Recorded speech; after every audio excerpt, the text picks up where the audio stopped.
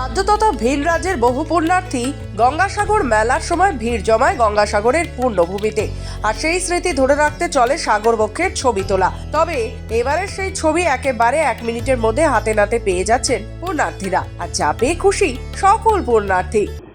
গঙ্গাসাগরের সমুদ্র সৈকতে ক্ষুদে ব্যবসায়ীরা ইতিমধ্যে শুরু করেছে 1 মিনিটের বিনিময়ে ছবি তোলা। তবে যেটা জানা যাচ্ছে যে গঙ্গাসাগরে আগত পুণ্যার্থীরা তাদের যে এই 2025 গঙ্গাসাগর মেলায় পৌঁছেছে সেই স্মৃতিকে ধরে রাখার জন্য ইতিমধ্যে বহু পুণ্যার্থীরা ছবি তুলছে। আর যেই ছবির মূল্য 1 মিনিটের মধ্যেই 50 টাকা। 50 টাকার বিনিময়ে তারা এই স্মৃতি ধরে রাখার জন্য সমুদ্র সৈকতে গড়ে ওঠা এই যে ক্ষুদে ব্যবসায়ীদের ডিজিটালের মাধ্যমে সেই ছবি তোলার কাজ শুরু করেছে। মূলত সাগর তটেই বসানো হয়েছে ছোট ছোট দোকানে স্ক্যানিং মেশিন। ক্যামেরায় ছবি তোলার পরে সেই ছবি স্ক্যান করে 1 মিনিটের মধ্যেই বেরিয়ে যাচ্ছে।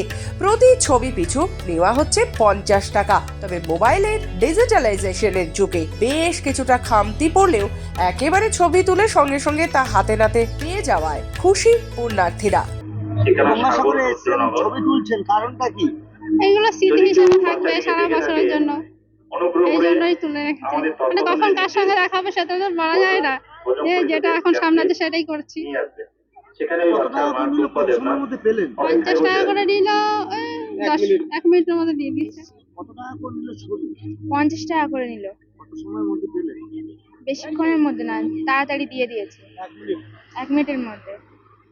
50 টাকা করে সঙ্গে সঙ্গে দিয়ে দেওয়া 1 মিনিটের মধ্যে। গঙ্গাসাগর থেকে ক্যামেরায় মুন্নার সঙ্গে রবীন্দ্র দাসের রিপোর্ট, খবর বাংলা।